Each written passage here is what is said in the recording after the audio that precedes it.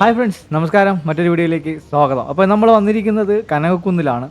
24-ാം തീയതി 24/12/2025 കനകക്കുന്നിൽ ഒഫീഷ്യലായിട്ടുള്ള Christmas new year celebration ആരംഭിച്ചിരിക്കുകയാണ്. അപ്പോൾ അതിൻ്റെ കാഴ്ചകളും വിശേഷങ്ങളും ഒക്കെയാണ് ഇന്നത്തെ വീഡിയോയിൽ. അപ്പോൾ നമുക്ക് നേരെ വീഡിയോയിലേക്ക് പോകാം.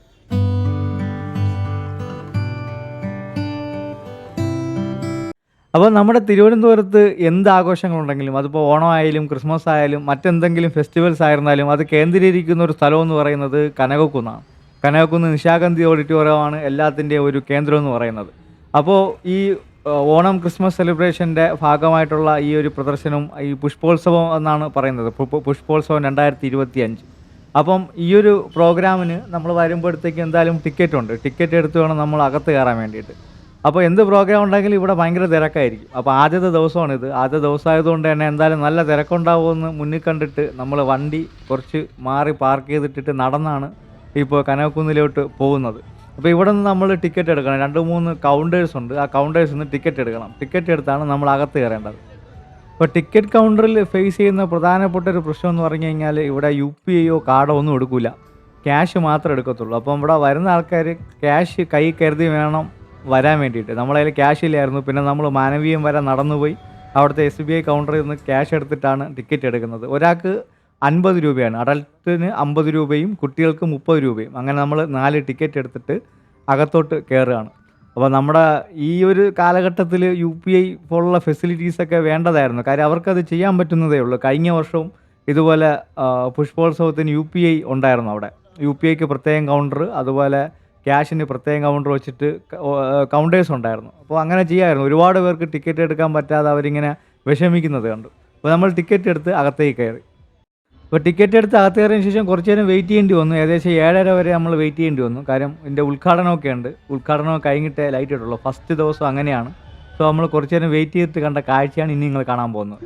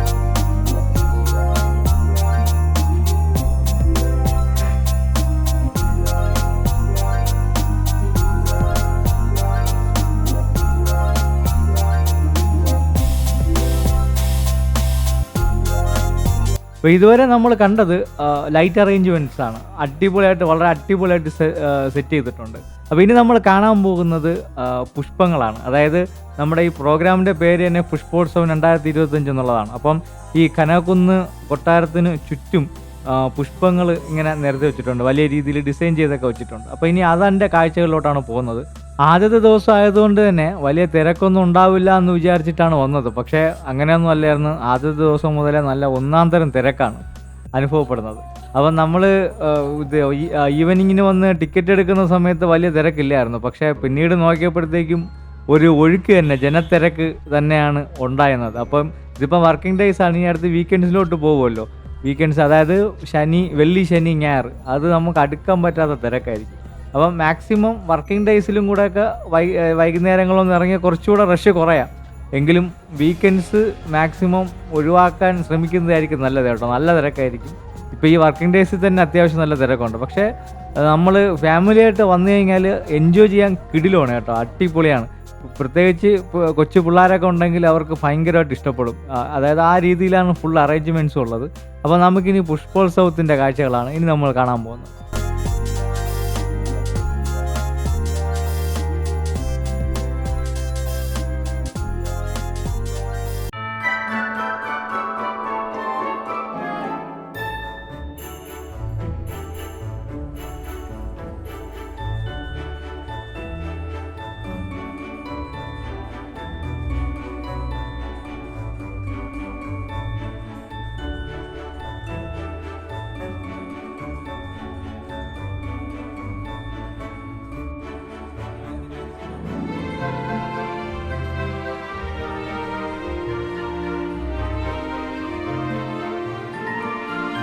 നമ്മൾ പിന്നെ കുറേ നേരം നടന്ന് ക്ഷീണിച്ച് കുറച്ച് നേരം ഇരുന്ന് റെസ്റ്റ് ചെയ്തു.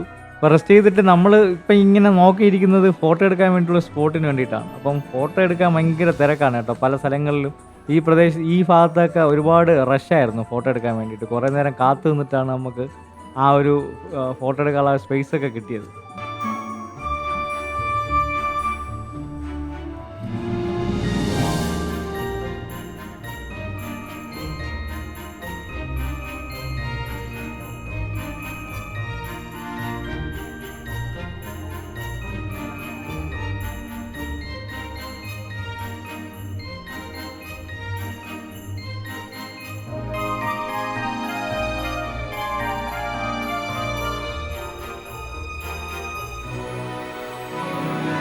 പിന്നെ ഈ ഭാഗത്തായിട്ടൊക്കെ കുറേ ബോൺസായി മരങ്ങളുടെ ഒരു പ്രദർശനം ഉണ്ടായിരുന്നു. അത് നല്ല ഭംഗിയായിരുന്നു കേട്ടോ.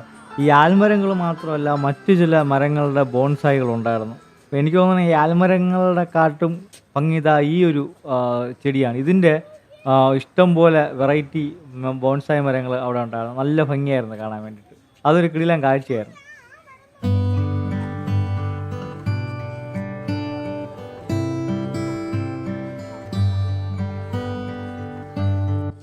അപ്പോൾ ഈ ഭാഗങ്ങളെന്ന് പറഞ്ഞാൽ കൊട്ടാരത്തിനകത്താണ് കേട്ടോ. കൊട്ടാരത്തിനകത്ത് ചെയ്തു വെച്ചേക്കുന്ന ചില ഒരു സെറ്റപ്പാണ്. അപ്പോൾ ഇതിൻ്റെ പ്രത്യേകത എന്ന് പറഞ്ഞു കഴിഞ്ഞാൽ ഇതെല്ലാം ഇമ്പോർട്ടഡ് ആയിട്ടുള്ള ഫ്ലവേഴ്സാണ്.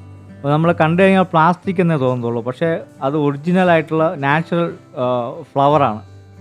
ഇത് സൗത്ത് ആഫ്രിക്ക, മറ്റ് വിദേശ രാജ്യങ്ങളിൽ നിന്നൊക്കെ ഇമ്പോർട്ട് ചെയ്ത് സെറ്റ് ചെയ്ത് വെച്ചേക്കുന്ന സാധനമാണ്.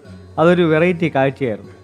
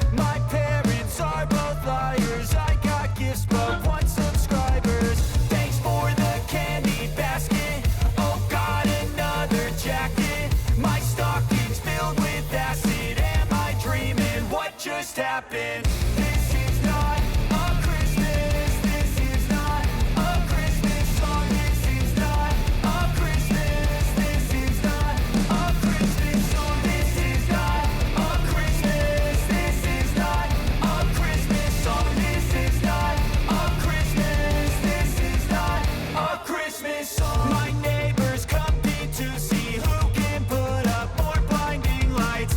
The kids all wish away the month 'cause they want presents in sight. This year had me so mad. I've been bad, got cold that is sitting under my tree. I think that my Christmas has died. This is not a Christmas. This is not a Christmas song. This is not a Christmas. This is not a Christmas song. This is not a Christmas. This is not a Christmas song. This is not a Christmas. This is not a Christmas song. When I was just a boy, Christmas brought so much joy. Couldn't wait for the presents and laughter. I couldn't sleep late at night, looking for Santa with lights. Those are the memories I still remember. അപ്പോൾ ഇതൊക്കെയാണ് നമ്മുടെ കനകക്കുന്നിലെ കാഴ്ചകൾ എന്ന് പറയുന്നത്. അത്യാവശ്യം അടിപൊളിയായിട്ട് enjoy ചെയ്യാൻ പറ്റുന്ന ഒരു കിടിലൻ എക്സ്പീരിയൻസ് ആണ് നമുക്ക് കിട്ടുന്നത്. തീർച്ചയായും നല്ല തിരക്കാണ്, എല്ലാ പ്രാവശ്യം അങ്ങനെ തന്നെയാണ്, നല്ല തിരക്കാണ്. സോ അത് മുന്നിൽ കണ്ട് വന്നാൽ മതി. നമ്മൾ എക്സ്പെക്റ്റ് ചെയ്യുക, നല്ല തിരക്കായിരിക്കും ഒന്ന് എക്സ്പെക്റ്റ് ചെയ്ത് വരിക. പിന്നെ പാർക്കിങ്ങും മറ്റു കാര്യങ്ങളൊക്കെ നമ്മൾ നോക്കി മനസ്സിലാക്കുക. ഇതിൻ്റെ അകത്ത് ഗവൺമെൻറ് ഓഫീസുകളുടെ അകത്ത്, അതുപോലെ തന്നെ ചില സ്ഥലങ്ങളിൽ പേ ആൻഡ് പാർക്ക് അങ്ങനെയുള്ള ഫെസിലിറ്റീസൊക്കെ ഉണ്ട്.